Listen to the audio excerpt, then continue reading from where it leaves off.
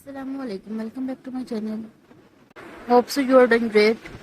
So friends, in this video I will tell you what if everything you know about the earth and universe is wrong. But before watching this video I will request you to please subscribe my channel. So let's start.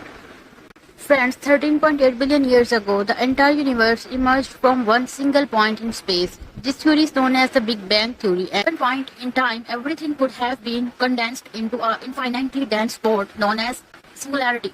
This singularity was really hot too. Other evidence of the Big Bang is something known as cosmic microwave background. It's radioactive remnants from the early days of our universe, remnants that you can only see with the help of a telescope. But what if we have this all wrong? What if the universe didn't start like this? What else were we wrong about? I'm sure we're not looking forward to the end of the universe. But glancing at its further events could flip your understanding of the universe and its origins.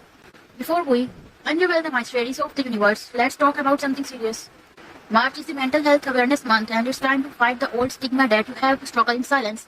Especially when 40% of American adults report living with symptoms of anxiety and depression. You know, on average, it takes about 11 years of someone to seek treatment after symptoms occur.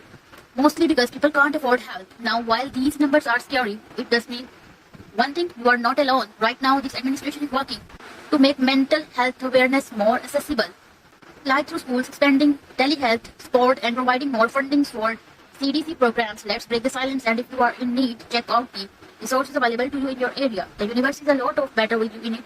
Okay, so you know that our universe is continuing expanding outward. So you might assume that it would likely continue expanding forever. Well, this could be true, and this is why the most widely accepted theory involves the universe doing just that. It's called a big freeze. And what's really cool about this is the mysterious and invisible force that makes the universe expand. It's called dark energy, and it makes up 69% of the universe mass. Another 26% of it's made of dark matter, and only 5% of the universe is plain, old, ordinary matter. If all this material organized and originated from one point and just keep expanding, eventually all this hidden energy would be very, very spread out at a certain point. Everything would be so far away from each other that the entire universe would reach a ridiculous frigid temperature, absolute zero. Absolute zero is the lowest temperature possible. It translates into 0 Kelvin, or if you prefer a more familiar temperature scale, minus 73 degrees Celsius to minus 460 degrees Fahrenheit scale. By the time of universe reaches this super low temperature, you wouldn't be able to see any distant galaxies. From your vantage point in the Milky Way, don't worry through. That would be at least a couple of trillion years from now.